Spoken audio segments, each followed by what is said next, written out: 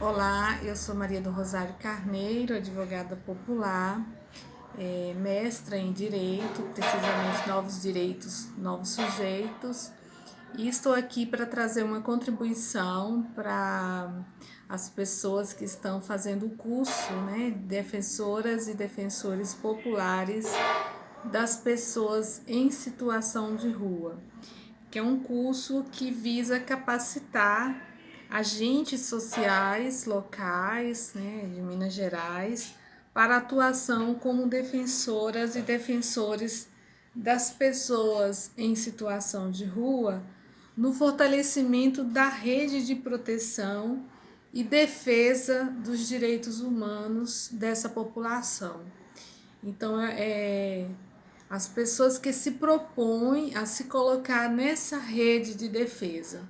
E nós vamos falar de um tema que é muito caro, muito importante para a população em situação de rua, que é o tema da violação de direitos humanos dessa população e das denúncias, né? Como fazer uma denúncia, como denunciar, a quem denunciar, quais elementos são importantes nessa denúncia. Então, violação de direitos, né? Nós temos direitos que são assegurados, garantidos, e aí existem quem viola, né, esses direitos. E essa população em situação de rua, o tempo todo, a todo momento, né, tem seus direitos violados. Diga-se de passagem que só o fato de estar em situação de rua, né, o fato de estar em situação de rua é uma grande violação de vários direitos, né, inúmeros direitos, sobretudo o direito à moradia. Mas de repente você tá na rua, você tá na sua atuação, como servidor, como defensor, como defensora, né, dessa população, como uma pessoa civil que é solidária, que se compromete, que compõe alguma rede, alguma organização, e de repente tem conhecimento ou presencia ou recebe a notícia de uma violação de direitos humanos das pessoas em situação de rua. E aí tem o papel de denunciar, de registrar, né? E denunciar significa apontar alguém ou algum órgão, alguma instituição como autor dessa violação, né? De um delito, de uma infração. É indicar, é revelar, mas também é dar a conhecer. E para dar a conhecer a autoria de uma violação, de um crime, enfim, é preciso ter informações importantes, né, contundentes, digamos assim. E aí essas violações elas precisam ser registradas, encaminhadas para algum lugar, sobretudo para as instituições, de acordo com a sua competência. Então, dependendo da violação, eu tenho que pensar para onde, quem tem a responsabilidade de receber, de fazer alguma coisa por essa violação. E aí nós temos no Brasil, nos nossos estados, nos nossos municípios, as organizações como o Ministério Público, no seu âmbito estadual e federal, as defensorias públicas, as delegacias, e aí quando eu falo de delegacias de polícia, é muito importante levar em consideração as delegacias especializadas, como por exemplo, se há uma violação de direitos contra uma mulher, a delegacia especializada de mulher. Em algumas cidades tem as delegacias especializadas em população LGBT, delegacias especializadas em idosos, enfim, delegacias especializadas em homicídios, Ministério Público, importante saber, existe alguma promotoria ligada a esse público ou a esse recorte é pessoa em situação de rua. Tem uma promotoria de direitos humanos no meu município que atende, que recebe as pessoas em situação de rua. Tem uma promotoria do idoso. Então, às vezes, a porta de entrada para se levar essa denúncia é importante quando se constrói, né? Quando se busca a especializada, a que já tem uma competência para atuar naquele caso. E aí eu gostaria de trazer uma informação que é muito importante, que é o fato de não fazer denúncia genérica, né? Uma denúncia, ela não pode ser genérica, porque aí ela pode ser arquivada, ela pode não surtir o seu efeito. Então eu tenho que informar, descrever o fato, eu tenho que dizer a hora, minimamente, né, em que isso aconteceu, descrever o máximo que for possível a autoria. Então, às vezes eu não tenho o nome, mas que tipo era a pessoa que cometeu aquele crime, ou se foi um órgão, enfim.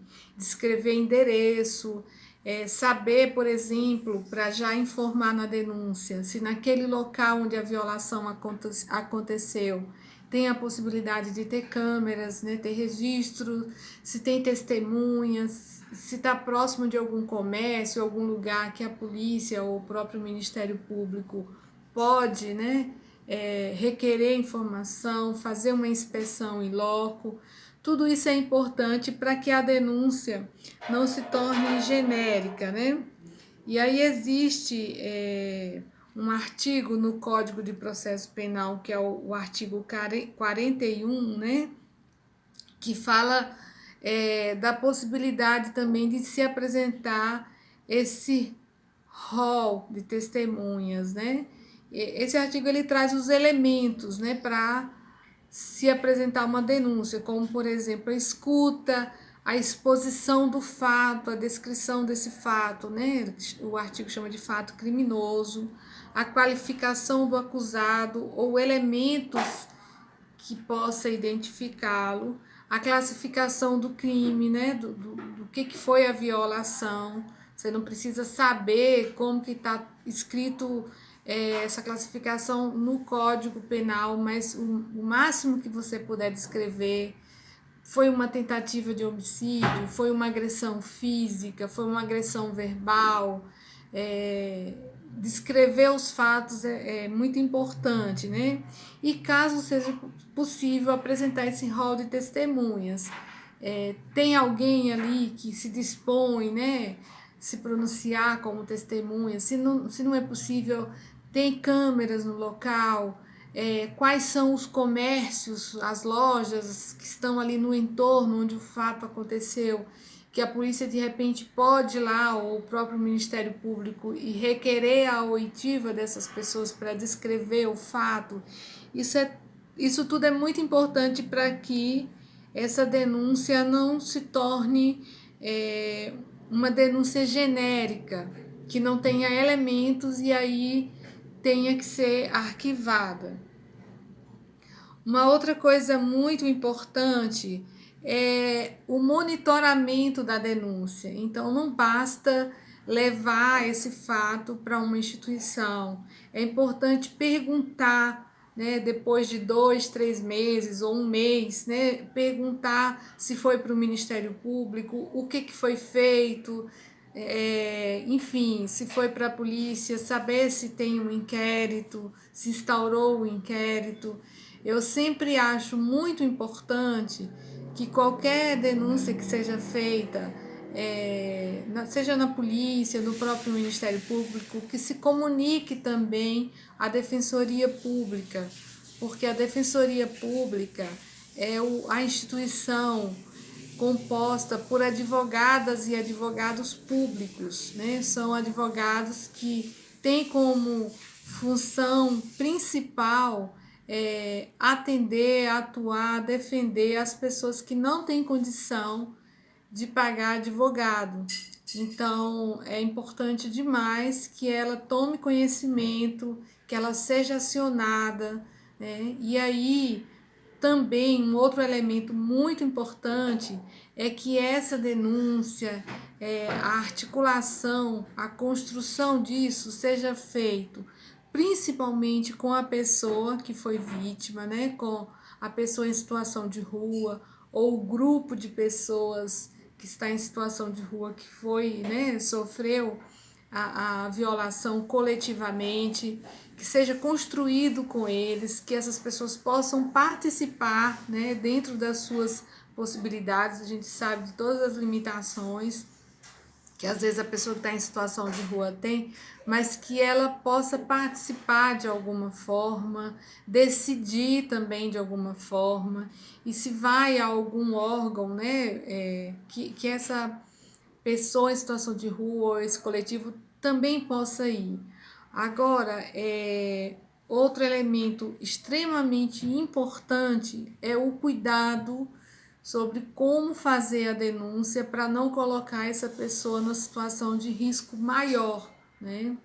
Então, vai ter casos, por exemplo, que dependendo de quem cometeu a violação de direitos, né, quem é o agressor, essa pessoa pode ficar numa situação mais vulnerável, porque pode sofrer retaliações. Então, eu posso presenciar uma denúncia e com essa pessoa fazer, né, aliás, digo, presenciar uma violação e com essa pessoa fazer a denúncia, mas depois essa pessoa ela vai ficar na rua.